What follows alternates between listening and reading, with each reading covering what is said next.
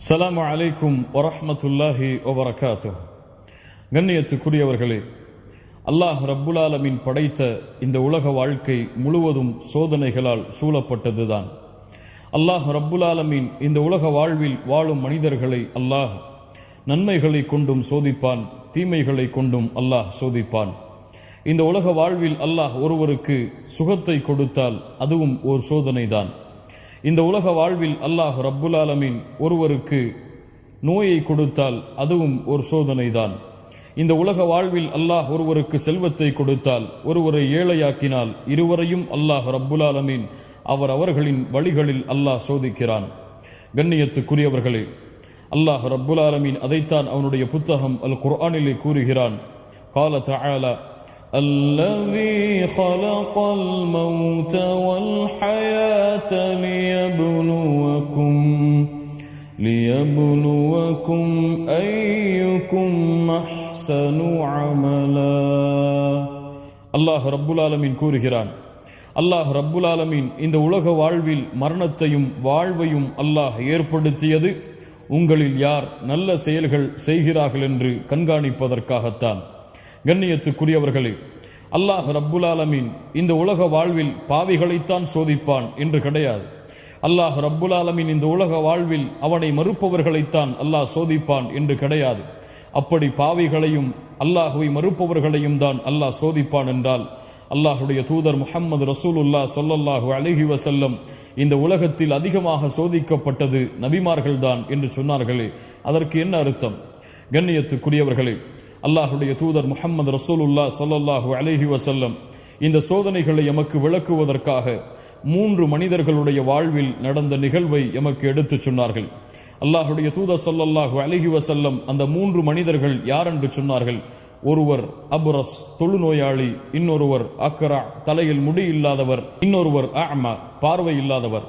இந்த மூவரையும் அல்லாஹ் ரப்புல் ஆலமீன் அவர்களின் வழிகளில் சோதித்தான். இந்த மூவரும் அந்த சோதனையில் வெற்றி கண்டார்களா, தோல்வி கண்டார்களா என்று அல்லாஹுடைய தூதருடைய இந்த ஹதீஸில் இருந்து அறிந்து கொள்வோம். அல்லாஹ் ரப்புல் ஆலமீன் இந்த தொழுநோயாளியையும், இந்த தலையில் முடி இல்லாதவரையும், பார்வை இல்லாத அந்த மனிதரையும் அல்லாஹ் சோதிக்க நாடி ஒரு மலக்கை அல்லாஹ் மனிதருடைய உருவத்தில், கண்ணியமான தோற்றத்தில் அல்லாஹ் ரப்புல் ஆலமீன் ஒவ்வொரு இடத்திலும் தனித்தனியாக அல்லாஹ் அனுப்பினான். முதலாவது மனித உருவில் வந்த அந்த மலக் அபுரஸ் தொழுநோயாளியை சந்தித்தார். அவரை சந்தித்து சொன்னார், உன்னை பார்த்தால் எனக்கு கஷ்டமாக இருக்கிறது. உன்னிடத்திலே ஒன்றை கேட்கிறேன், பதில் சொல். ஐயு ஷையின் அஹப்பு இலைக்க, இந்த உலகத்தில் உனக்கு பிடித்தமானது எது? அவர் சொன்னார், அந்த அபுரஸ் தொழுநோயாளி சொன்னார், இங்கே பாருங்கள் மக்களை, அழகிய தோளோடு அழகிய நிறத்தோடு இருக்கிறார்கள். நானோ தொழுநோயாளியாக என் தோளெல்லாம் நோய்வாய்ப்பட்டு நிறங்களெல்லாம் மறைந்து காணப்படுகிறேன். அல்லாஹ் எனக்கு இந்த நோயை நீக்கி அழகிய நிறத்தையும் தோளையும் கொடுத்தால் அதுதான் இந்த உலக வாழ்வில் எனக்கு மிக விருப்பமானது என்று சொன்னார். அந்த மலக் அல்லாஹ்விடத்திலே பிரார்த்தனை செய்து அல்லாஹுடைய உதவியோடு அந்த தொழுநோயாளியுடைய உடம்பை தடவி கொடுத்தார். அவருடைய தொழுநோய் சென்றது. அவருடைய நிறமும் நல்ல நிறமாக மாறியது. அதற்கு பிறகு அந்த மலக்கு கேட்டார், அல்லாஹ் உனக்கு அழகிய தோளை கொடுத்து விட்டான், அழகிய நிறத்தையும் கொடுத்து விட்டான். அவனுடைய உதவியால் நான் உனக்கு இதை செய்து விட்டேன். வஅய்யுல் மாலி அஹப்பு இலைக், நீ இப்போது வாழ வேண்டும் இந்த உலகத்திலே, அதனால் உனக்கு செல்வத்திலேயே மிக பிடித்தமான செல்வம் எது என்று கேட்டார். அவர் சொன்னார், எனக்கு செல்வத்திலேயே பிடித்தமானது இபில், ஒட்டகம் என்று சொன்னார். அல்லாஹ் ரப்புல் ஆலமீன் இடத்திலே பிரார்த்தனை செய்தார். அல்லாஹுடைய உதவியால் வயிற்றிலே குழந்தையை சுமக்கக்கூடிய ஒரு பெண் ஒட்டகத்தை அல்லாஹுடைய உதவியால் கொடுத்துவிட்டு அல்லாஹ்விடத்திலே பிரார்த்தனை செய்தார், யா அல்லாஹ், இந்த செல்வத்தில் இவருக்கு நீ பரக்கத்தை செய்வாயாக என்று. கண்ணியத்துக்குரியவர்களே, முதலாவது ஒருவருக்கு சோதனை முடிந்து விட்டது.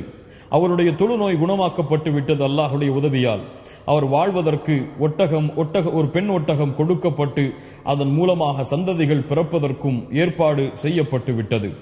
இரண்டாவது மனிதரை அந்த மலக்கு சந்தித்தார் மனிதருடைய உருவத்தில்.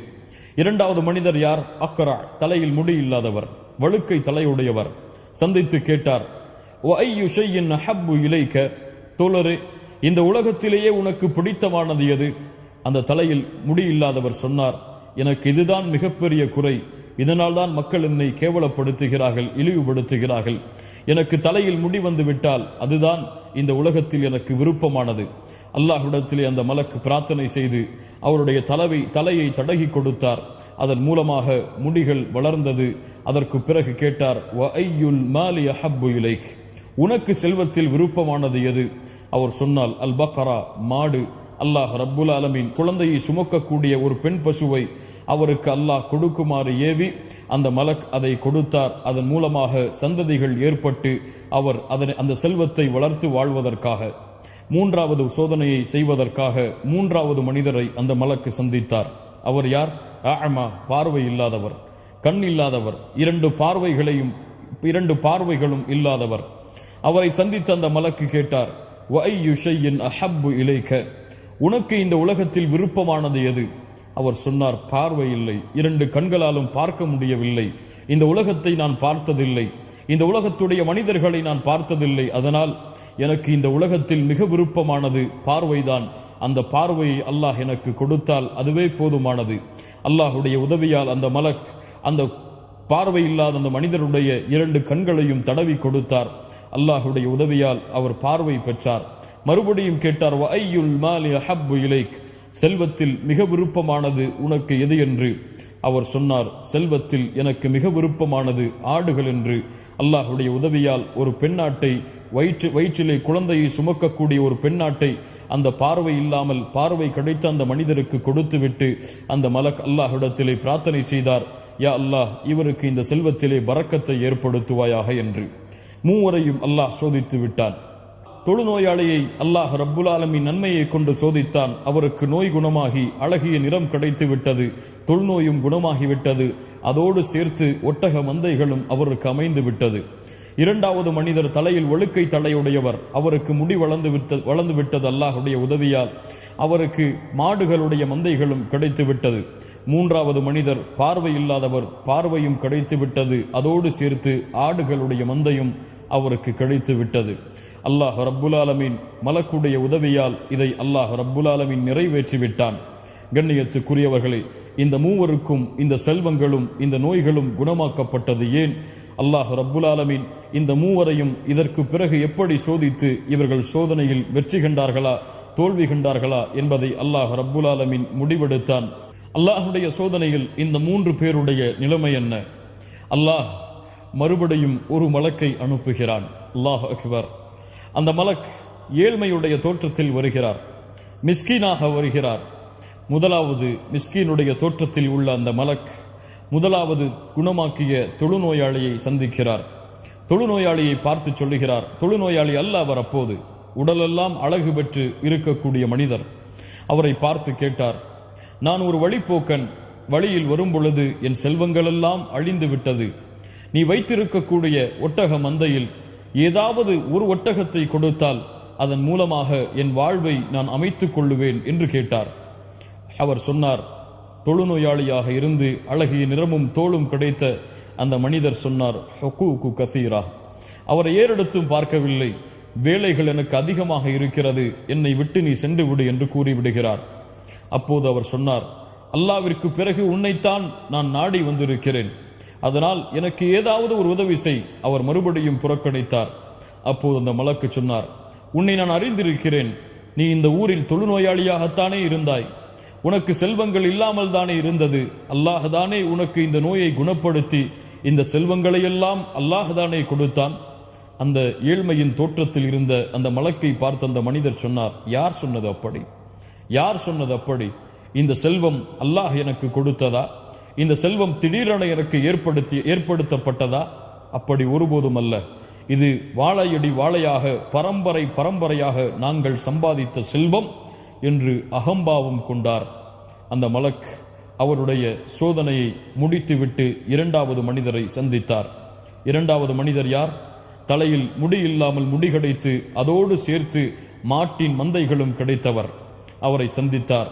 நான் வெகு தூரத்திலிருந்து வந்திருக்கிறேன், வரும் வழியில் என் செல்வங்களெல்லாம் தொலைந்து விட்டது, அல்லாவிற்கு பிறகு உன்னைத்தான் நாடி வந்திருக்கிறேன், உன்னுடைய மாட்டின் மந்தையிலிருந்து ஒரே ஒரு மாட்டை எனக்கு கொடு, அதன் மூலமாக என் வாழ்வை நான் தேடிக்கொள்கிறேன். ஹுகூகு கசீரா, அதே வார்த்தை, எனக்கு வேலை அதிகமாக இருக்கிறது, என்னை விட்டு சென்று விடு. அப்போது அவர் மறுபடியும் கேட்டார், மறுபடியும் அதே பதில். அப்போது அந்த மலக்கு சொன்னார், உன்னை அறிந்திருக்கிறேன், உன் தலையில் வழுக்கை தலையாகத்தானே இருந்தது, உனக்கு இந்த செல்வங்கள் எல்லாம் இல்லாமல் தானே இருந்தது, அல்லாஹ்தானே உனக்கு இந்த செல்வத்தை கொடுத்தான், அல்லாஹ்தானே உன் தலையில் முடிகளை ஏற்படுத்தி உன்னை கண்ணியப்படுத்தினான், அந்த அல்லாஹ்வின் பெயரால் கேட்கிறேன், கொடுக்க மாட்டாயா? மறுத்தார். கண்ணியத்துக்குரியவர்களே, இதுதான் இந்த உலக வாழ்வில் பலருடைய நிலைமை. சோதிக்கப்பட்டால், கஷ்டத்தில் இருந்தால், அவர்கள் மிகப்பெரிய நோயில் வசித்துக் கொண்டிருந்தால், அல்லது செல்வம் இல்லாமல் இருந்தால், அல்லாஹ் எங்களுக்கு போதுமானவன், அல்லாஹ்விடத்தில் தான் நாங்கள் முறையிடுவோம், யா அல்லாஹ் எனக்கு இதை கொடு கொடு என்று பள்ளிகளாக நன்மைகளை செய்து செய்து அல்லாஹ்விடத்திலே பிரார்த்தனை செய்து கொண்டே இருப்பார்கள். ஆனால் அல்லாஹ் கொடுத்து விட்டால் அல்லாஹ்வை மறந்து விடுவார்கள். அல்லாஹ் கொடுத்து விட்டால் அதிலிருந்து பிறருக்கு கொடுப்பதற்கு அவர்களுடைய உள்ளம் தயங்கும். அல்லாஹ் கொடுத்த செல்வம் என்பதை மறந்து நாங்கள் உருவாக்கிய செல்வம் என்ற அகம்பாவம் ஏற்படும். அப்படித்தான் அந்த இருவருக்கும் ஏற்பட்டது. அந்த மலக் மூன்றாவது மனிதரை சந்தித்தார். பார்வை இல்லாமல் பார்வை கிடைத்த அந்த மனிதரை சந்தித்து கேட்டார், நான் வழிப்போக்கனாக வந்திருக்கிறேன், என்னிடத்தில் எந்த வசதியும் இல்லை, உன்னுடைய ஆட்டின் மந்தையில் ஏதாவது ஒரு ஆட்டை கொடுத்து உதவினால் அதன் மூலமாக என் வாழ்வை நான் அமைத்துக் கொள்கிறேன். அவர் சொன்னார், அல்லாஹ் அக்பர், இப்படித்தான் நான் பார்வை இல்லாமல் இருந்தேன். அல்லாஹ் எனக்கு ஒரு மனிதருடைய உதவியை கொண்டு பார்வையை கொடுத்தான். செல்வம் இல்லாமல் இருந்தேன், அல்லாஹ் எனக்கு இந்த ஆட்டின் மந்தைகளை கொடுத்து செல்வத்தை அல்லாஹ் ஏற்படுத்தினான். தோழரே, அதே போன்ற நிலைமையில் நீயும் இருக்கிறாய். இப்போது இதோ இந்த ஆடுகள், இதில் எதை நீ ஓட்டிச் செல்ல வேண்டும் என்று ஆசைப்படுகிறாயோ அதை நீ ஓட்டிச் செல், அல்லாஹ் ரப்புல் ஆலமீன் உனக்கு அருள் செய்யட்டும் என்று சொன்னார். இவர்தான் சோதனையில் வெற்றி கண்டவர். இவர்தான் அல்லாஹ் நேசிக்கக்கூடிய அடியான். இவர்தான் அல்லாவிற்காக வாழக்கூடிய அடியான்.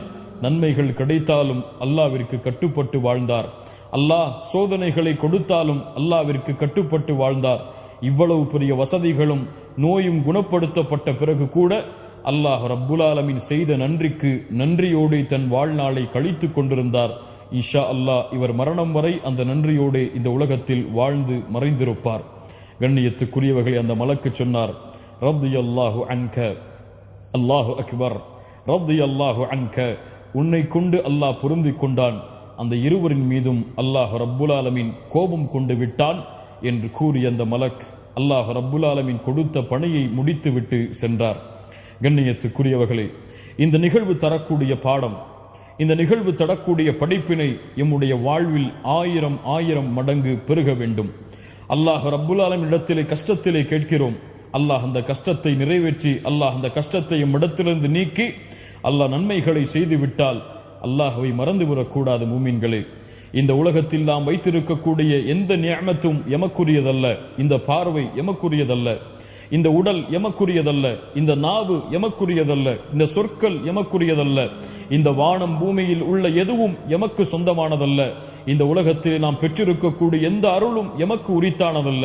சாலிஹான மனைவி அல்லாஹ் எமக்கு கொடுத்த அருள்கொடை, எம்முடைய குழந்தைகள் அல்லாஹ் எமக்கு கொடுத்த அருள்கொடை, எதுவும் எம்மால் உருவாக்கப்படவில்லை, எல்லாம் அல்லாஹ் எமக்கு கொடுத்தது. அல்லாஹ் ரப்புல் ஆலமீன் அவனுடைய புத்தகம் அல் குர்ஆனிலே அதைத்தான் சொல்கிறான், வமா பிக்கும் மின் நிஅமத்தின் ஃபமினல்லாஹ், உங்களிடத்திலே இருக்கக்கூடிய எல்லா அருள்கொடைகளும் அல்லாஹ்விடத்திலிருந்து உங்களுக்கு வந்தது. வ ஆதாக்கும் மின் குல்லி மா சஅல்துமு, நீங்கள் கேட்ட அனைத்து விஷயங்களையும் அல்லாஹ் உங்களுக்கு கொடுத்திருக்கிறான்.